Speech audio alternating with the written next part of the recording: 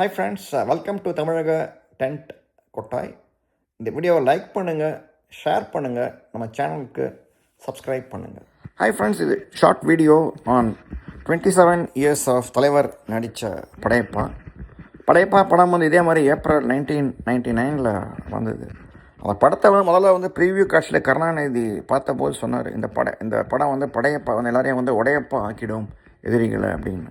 அந்த மாதிரி தான் இருந்தது இந்த படம். கவனிச்சிங்கன்னா ஆந்திராவில் பயங்கரமாக டப் பண்ணி நரசிம்மான்னு ஓடி செமையாக கலெக்ட் பண்ணிட்டு அந்த படத்தோட வெற்றியை பார்த்து நம்ம சிரஞ்சீவியே மிரண்டு போனாருன்னு தான் சொல்லணும். அந்த அளவு படம் சூப்பர் டூப்பர் ஹிட்டு.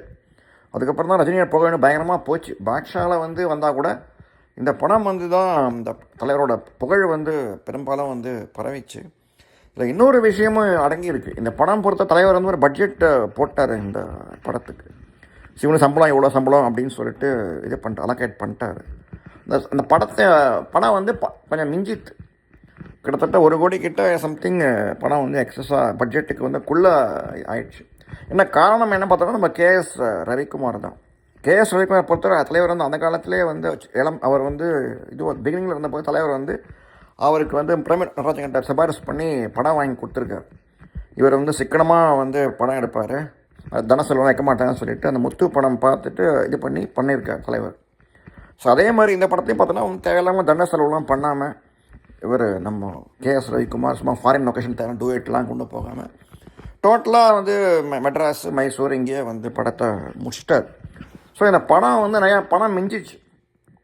உடனே என்ன பண்ணாங்கன்னா ராவா தலைவர் எக்ஸிக்யூட்டிவ் ப்ரொடியூசர் பணத்தை கொடுத்து டிஸ்ட்ரிபியூட் பண்ணுறாங்க. இதே மாதிரி ப்ரொபோஷனாக கொடுத்துருங்க அப்படின்னு.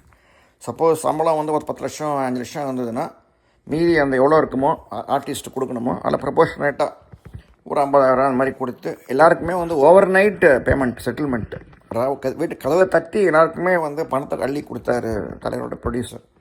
ஸோ அந்தளவு அந்த படத்தில் நேர்மையே கடைப்பிடிச்சார் தலைவர். ஸோ பணம் இருக்குது எக்ஸஸாக இருக்கே நான் வச்சுப்போம் அப்படின்னு இல்லாமல் எல்லாருக்குமே திருப்பி கொடுத்தார். படத்தில் ஆக்ட் பண்ண ஆர்டிஸ்ட்டுக்குமே என்ன கேட்டால் அதுவே என்ன கேட்டால் அவங்களாம் மனசார வாழ்த்திருப்பாங்க.